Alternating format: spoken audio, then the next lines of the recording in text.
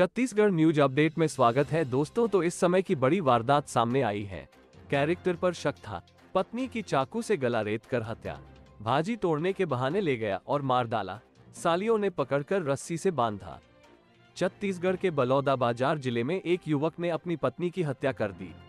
उसे अपने पत्नी के चरित्र पर शक था, इसी वजह से उसने चाकू से पत्नी का गला रेत दिया है।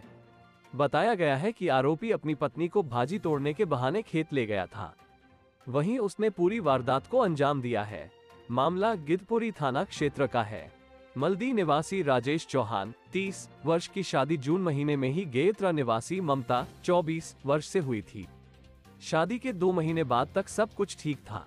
राजेश गुजरात में मजदूरी करता था, मगर शादी के बाद से वो वापस नहीं गया था। कहा जा रहा है कि शादी के 2 महीने बाद से ही दोनों के बीच विवाद शुरू हो गया था।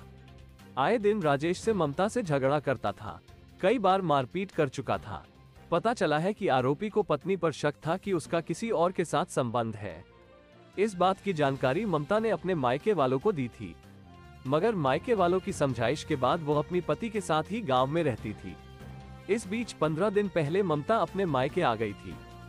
उधर 2 दिन पहले ही आरोपी अपनी पत्नी को लेने उसके मायके गया था।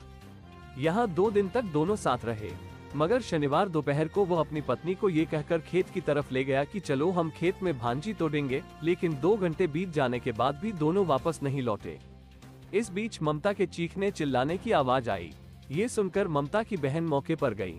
वहां उन्होंने देखा कि ममता की लाश जमीन पर पड़ी थी। वहीं आरोपी खेत में ही मौजूद था, मगर वो भागने की फिराक में था। ऐसे में ममता की दोनों बहनों ने उसे पकड़ लिया। पकड़ने के बाद से खेत से लगे ही उनके में घर में ले गई। यहाँ ले जाने के बाद ममता की बहनों ने राजेश का हाथ पैर रस्सी से बांध दिए। फिर परिजनों को इस बात की सूचना दी और पुलिस को भी इस बारे में बताया गया। घटना की जानकारी मिलते ही पुलिस की टीम मौके पर पहुंची।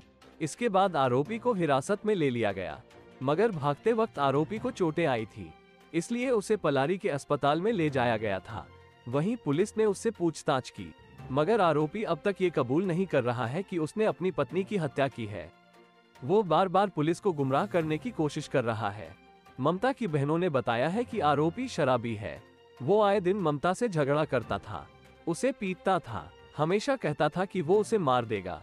आखिरकार उसने ममता को मार ही दिया है। फिलहाल पुलिस इस केस में जांच कर रही है।